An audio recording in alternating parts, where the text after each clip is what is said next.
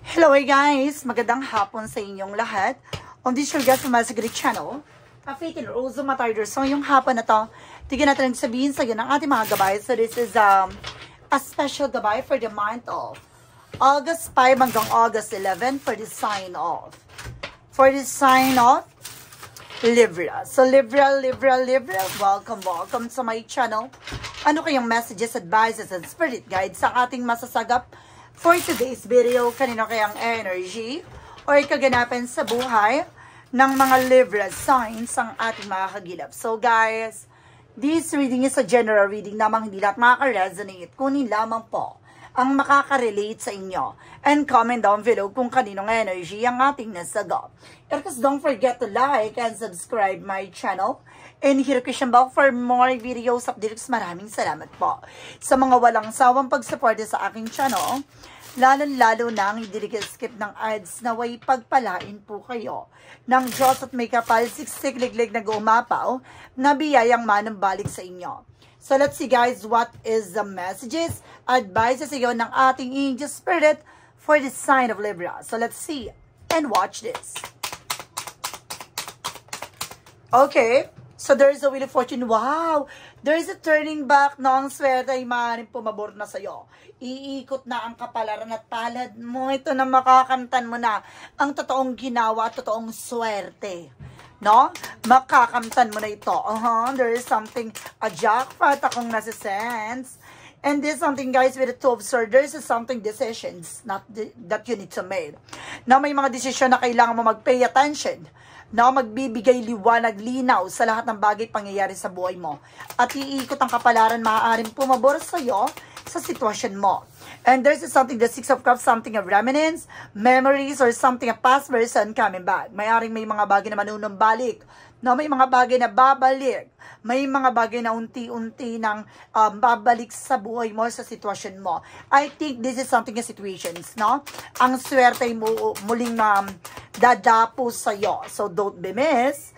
And there's something that you observe with a lot of toxic and negativities around you. Ibig sabihin itong tao na to, maaaring may mga bagay o tao na may babalik sa'yo, mag-ingat ka. It's very toxic. No? Bigyan mo ng boundaries or limitahan mo yung sarili from this person. No, huwag ka masyado magtitiwala ng lubos. And there's a Two of Pentacles with a balance. No, physically, mentally, emotionally. So, kailangan mo maging balance dito. At the same time, there's a Knight of Swords. There's a success driven. No, there's something, a speed up from the process. No, bibilis ang takbo ng sitwasyon. Hindi mo na mamamalaya na mangyayari na ang matagal mo nang inaasam. No, ang bilis ng ikot ng kapalaran. Ito na ang maaaring muling pagdapo ng magandang kapalaran sa'yo. What is the Wheel of Fortune? See, there's something, the Seven of Cups, a lot of opportunity coming in. Maraming opportunity sa darating sa buhay mo. No, kailangan, you need to think wise, no? Kailangan yung alam mo lang kaya mong i-manage and control. Na wag mo lahat kunin, hindi ka naman sugapa, di ba? So, there's something limitahan at kumbaga tignan mo lang yung kaya mong i-control at i-manage. Kung alam mo yung mga bagay na to, magiging priorities mo, magiging consistent ka na magagawa mo to, just do it. No? Kunin mo. What is the Two of Swords? So, there's something, the Queen of Swords, clear the boundaries, linisin mo yung mga bagay na magsisilbing balakid sa eksena mo. Alisin mo yung mga bagay na makakasira na eksena mo dito. Now, there's something, decision that you need to make. Kailangan mo mag-decide na tanggalin ang mga tao or bagay na makakasira ng iyong pag-unlad. Na malayo pa lang tanaw mo na kung sino ang talagang lason, no? At sino ang hindi mga bagay na makakatulong sa'yo. So, there's a Five of Wands. See, there's a past person na maaaring merong magbigay komplikasyon. May babalik from the past, mag-ingat ka. Hindi maganda ang kanyang hangarin at intensyon sa pagbabalik niya. There is something, the Five of Wands represents something competitors or complications. Just being aware. May ugat ng pagbabalik. Mag-ingat ka.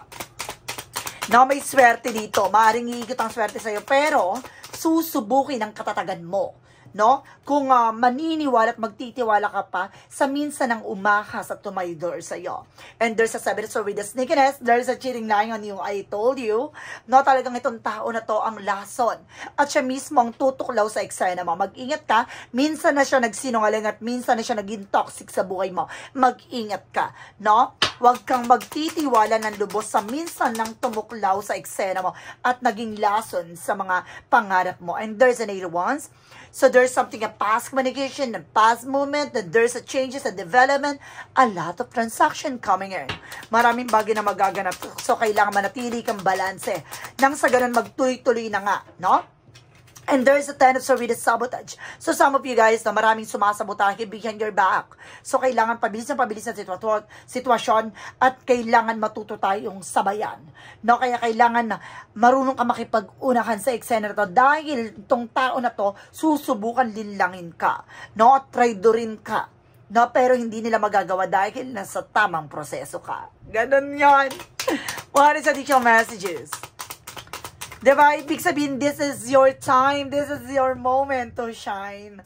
And there's something the Emperor, not just being mature enough and being grounded. Alam mo na hindi niya na kayang pabagsakin ka. Alam mo na hindi niya na kayang buwagin ka. Alam mo sa sarili mo na mayroong kang paninindigan at dedikasyon sa ginagawa mo. You are being mature enough and being grounded. So, kailangan guys, huwag kang magpapa-apekto sa kanila. Just tuloy-tuloy lang, no, ang iyong ginagawa. And there's the 8 of Pentacles, just focus, no, sa trabaho, negosyo, hanap buhay mo. Ano man yung bagay na meron ka, kailangan mong tuloy-tuloy yan. Consistent ka sa ginagawa mo. Persistent ka sa ginagawa mo. And there's an 888, represents something, a good karma, and money coming in. But you have a potential for abundance. At ito na, sisimula na ang bagong pag-ikot ng kapalaran at maaaring ito na yung magandang karma na matagal mo nang hinihintay. And there's a 2 of Wands, no, step out of your comfort zone. So, kailangan mo na makalaya at makawala sa mga bagay na kinakatakutan mo. Dahil ito na ang simula ng muling pagbago ng mundo mo. Diba? Kailangan mong piliin yung mga tao pagkakatiwalaan mo. My goodness. No? See, this is something guys na tignan mo siya. No, kumbaga, alam mo na yung ligaw ng beto ka niya, magtitiwala ka pa bang muli? And this is the Sun card. See, malinaw pa sa tubig ang yung nakikita. Lilinisin lahat ng bagay na negativities or toxic sa paligid mo. No, even sa buhay mo. Tandaan mo, sila'y mismong lason na mismong susubok ulit na tuklawin ka. And this is something the Knight of Swords. There is a slow and steady. Matuto kang maging mahinahon. Matuto kang kumalma. Huwag kang magmadali. So, there is something, guys, with the 6 of Swords, with the transition. See, unti-unti ka nang makakalaya sa hindi magkada sitwasyon.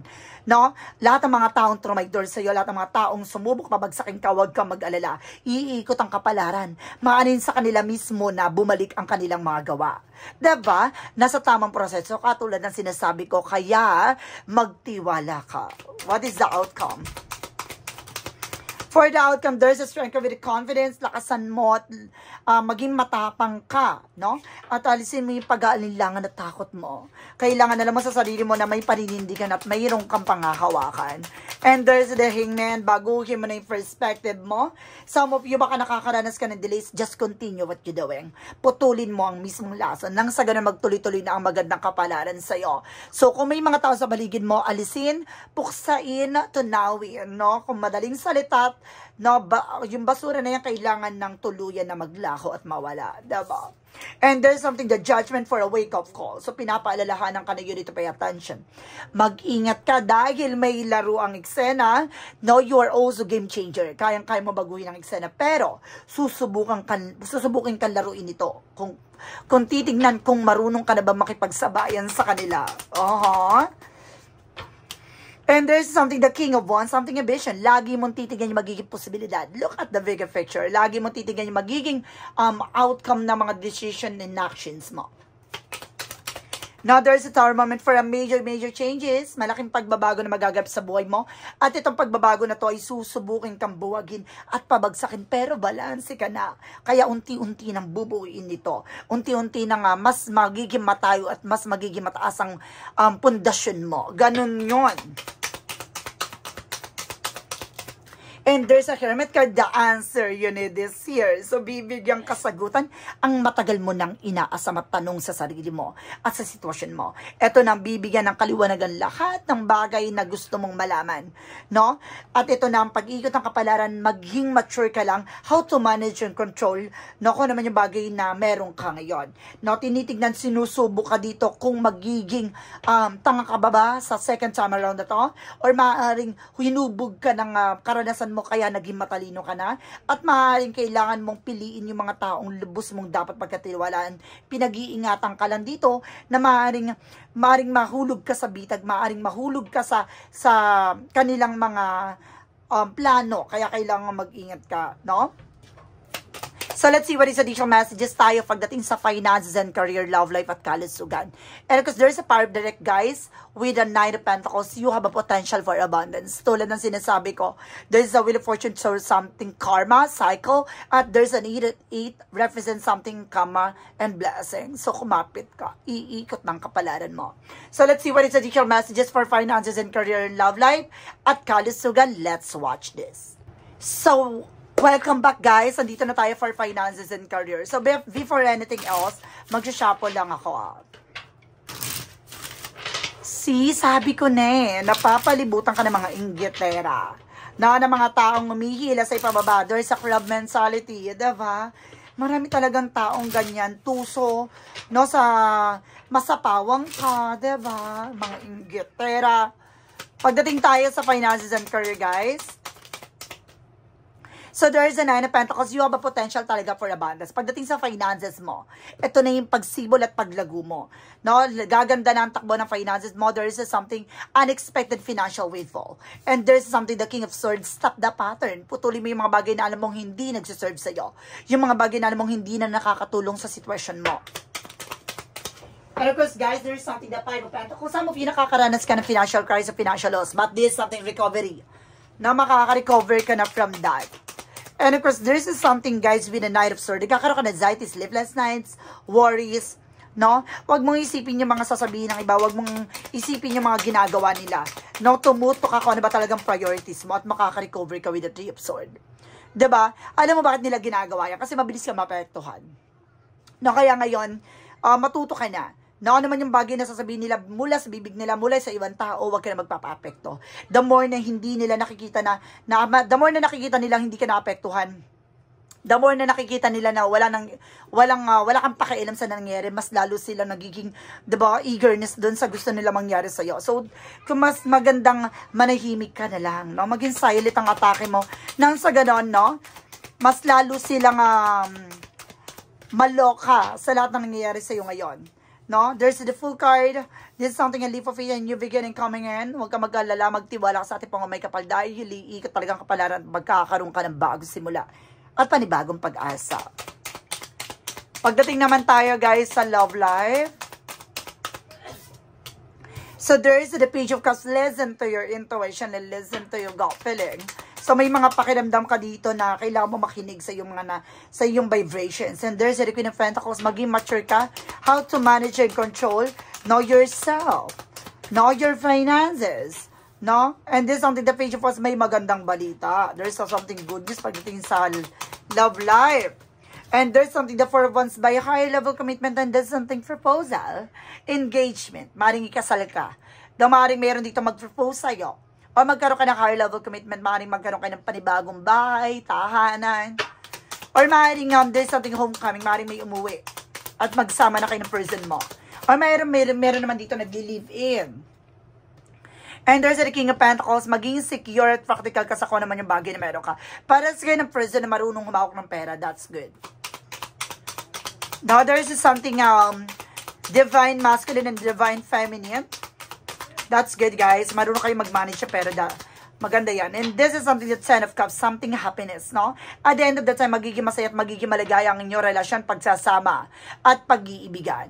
Alamin na natin at lahat ng kaganapan sa'yo pagdating sa kalusugan mo. Pagdating sa kalusugan mo, guys, there's something, the justice card, justicia. Ano man yung bagay na ginawa sa'yo, there's something bounce back. Kayaan mo ang karma ang gumanti sa kanila. May tamang justisya at tamang karapat-dapat para mangyari sa kanila. Hayaan mo ang ating Panginoon ang umusga at maglitis sa kanila. And there's a devil card, sabi ko na eh. No, there's something doing a black magic to you. Ginagawang ka ng karamdaman, sakit.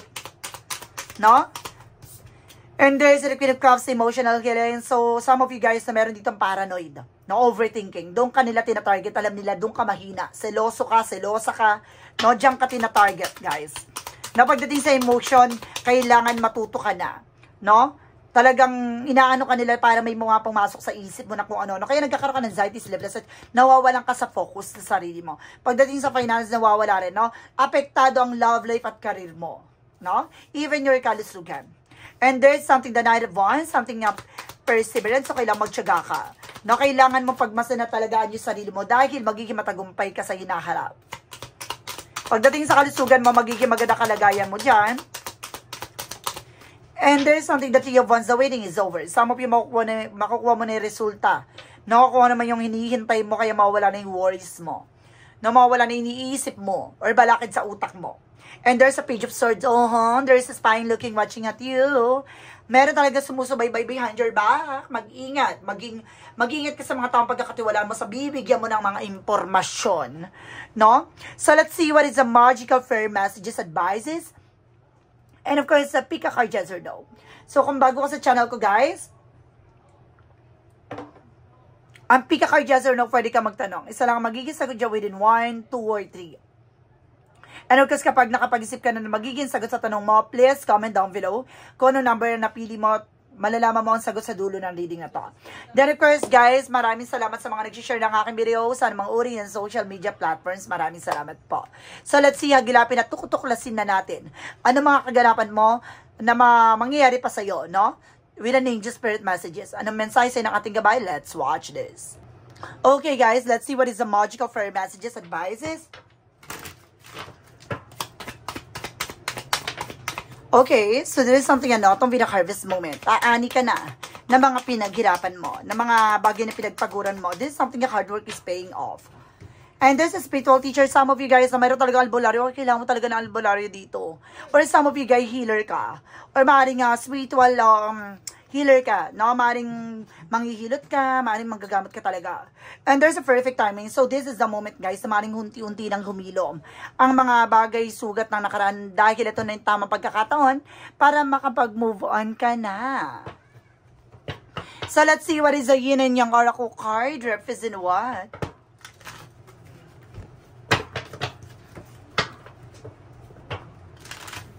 For yin and yang oracle card. So, represent, guys, with a guarded. Vulnerability. So, kailangan mong protection at pangalaga mo yung sarili mo na kasi napanghihinaan ka ng loob dahil sa mga kaganapan. No, there's a reflection of rejections, no? May mga bagay dito na ako naman yung bagay na gagawin mo magre-reflect sa'yo. Kailangan mag-ingat tayo. And there is a compassion na may pagmamahal talaga na hindi matatawaran pero ang ginagawa, inaabuso dahil sa pagmamahal na to. No, this is something is self-love, self-care. So, kailangan mo alagaan at mahalin ang sarili mo. Palawigan ang iyong enerhiya pagdating sa buhay. Oh my goodness. Wait lang, guys. So, let's see, madam. Sir, diba? Pasensya na, no, sa eksena. So, ito na. What is the synchronicities represent what? And there's a creativity. So, kumbaga sinasabi dito, kailangan mas maging creative ka sa lahat ng gagawin mo. No, wag mong tignan or wag mong pansinin yung mga ginagawa nila against sa'yo. Kailangan tignan mo with a passion. Now, there's a wisdom. There's an enlightenment. Nabibigyan liwanag at pasilip lahat ng bagay posibilidad na mangyari sa inaharap mo.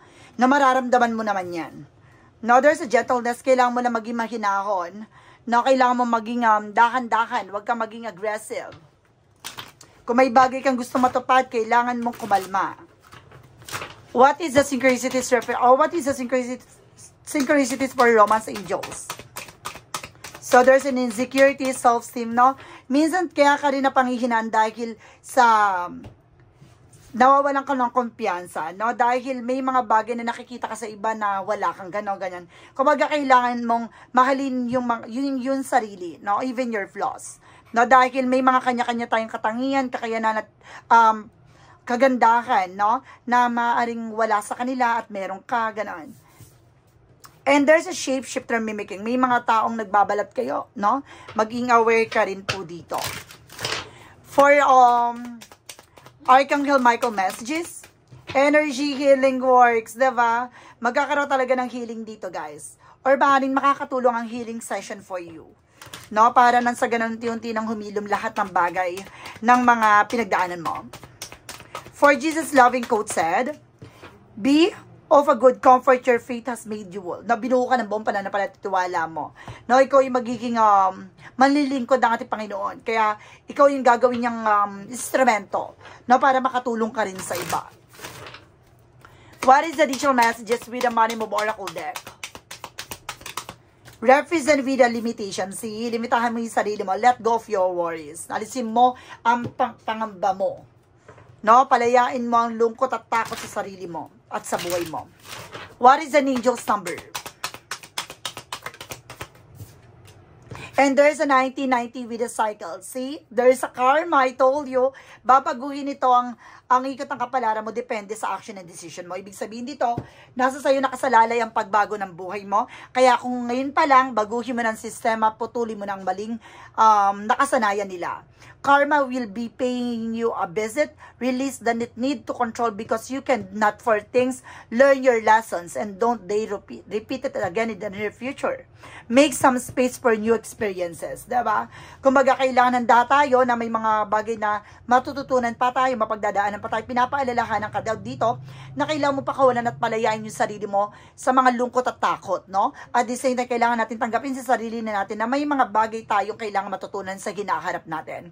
At kailangan nating palalahanan ng ating sarili na may mga bagay lungkot na pangyayari sa buhay natin na ganun talaga. No? It's a part of our journey. Let's see what is a clarifying for a love situation.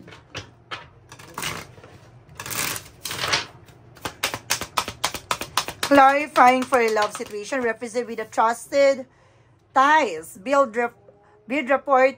Believe in mutual respect and respond with understanding. Nabuuin mo to ng mas matibay. No, paniwalaan mo yung sarili mo sa mga bagay-bagay na may respeto at disiplina. Magkaroon ka ng pag-intindi sa lahat ng bagay na to. Lalo-lalo na pagdating sa relasyon. What is your shadow work represent what? Kailangan yung dalawa ng parehas ng respeto sa isa't isa. No, gano'n ang atake dito.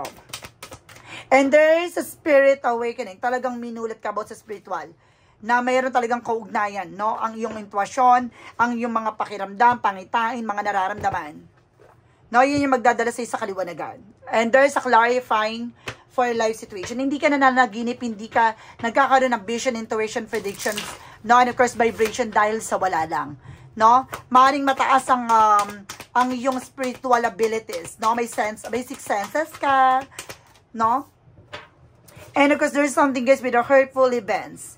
As you endure this period, learn not to dwell on the past so I won't anchor your down. No, hindi ka pababagsak nito. Kumbaga, hindi ka babagsak sa sitwasyon na to. Bagkus, kumbaga, handa kang matuto dapat. No, sa mga nangyari sa'yo from the past. No, wag mong hayaan yung sarili mong lasunin ng negatibong kaisipan. So, kailangan matuto tayong tanggapin ng mga bagay na nangyayari sa buhay natin ngayon. What lies beneath the future? Ano yung mga bagay na nakatago sa hinaharap natin? And there is a fulfilling a fantasy. No? May mga bagay pangarap ka na tinutupad mo or maaaring gusto mo mangyari sa hinaharap mo. Maaaring makakamtan mo ito. Kailangan mo pakawalan yung mga bagay negatibo nagbibigay negative sa utak mo. What is a part of the life? Represent what? A part of the light. Represent what? And there is a love myself. So, kailangan mo mahalin na talaga mo ang sarili mo. I choose to see myself as a novel, beautiful and positive. My true wealth lies in my natures and limitless potential. I recognize that I am being alive. I am all Allow myself to shine brightly, embracing the fullness of who I am. Pagtanggap sa sarili at pagmamahal sa sarili. No, wag mo masyado pinipressure yung sarili mo sa isang bagay na alam mong hindi mo naman kaya at hindi mo naman dapat ginagawa. So, kailangan mong palayain yung sarili mo sa posibilidad. No, bitawan mo yung control. Hayaan mo ang ating Panginoon ng manaig at mangyari ang kanyang nais. So, let's see what is the pick a card, yes or no. Alamin natin magiging sagot sa tanong mo. Let's watch this. Okay, let's see what is the additional messages tayo with a pick a card, yes or no. So, ano kayo magiging sagot sa tanong mo? So, let's start with the number 1. Number 1 represent what? There's a yes. Make a splash, deep dive, flowing easily into your life. Now, bibilis ang takbo ng sitwasyon kung sasabayan mo ang pag-agos nito. Now, wag mong kontrolin, wag mong hadlangan, hayaan mo siyang mangyari at sumabay ka dito. Now, there's a no in the number 2. On pins and needles, rough patch being stuck. No? Mananatili ka dito kung hindi mo papakawalan ng mga tinik at mga sakit na dulot ng nakaraan. So, you need to let go. No? At unti-unti ka na makakamove on kung may mga bagay na kailangan mo na pakawalan. Diba? Number 3, there's something a no. You can fake it now, what glitters isn't gold. No, hindi mo mapepeke ang yung sarili mo, hindi mo mapepeke ang sitwasyon. No, kung talagang hindi to makatotohanan at wala talagang nararamdaman, bitawan at pakawalan mo. Huwag mong ipilit yung isang bagay na wala namang kahihinatnan. No, huwag mong ipilit yung isang bagay na hanggang fantasy lang. Diba? So guys, this is a special gabay for the month of August 5 hanggang August 11 for the sign of Libra. So, Libra, maraming salamat po for this wonderful reading. So, once again, this reading is a general reading lamang, hindi lahat makaka-resonate. Kunin lamang po, makaka-relate sa inyo and comment down below kung kaninong energy ang ating nasagot. Because don't forget to like and subscribe my channel and hit the notification bell for more videos update. Kasi maraming salamat po sa mga walang sawang pagsuporta sa aking channel. Lalo na hindi po nag-i-skip ng ads na way pagpalain po kayo ng Diyos at may kapal sikliglig manunumbalik po sa inyo lahat ng eksena na to. So maraming salamat po guys and see you in the next video. Bye bye and babush!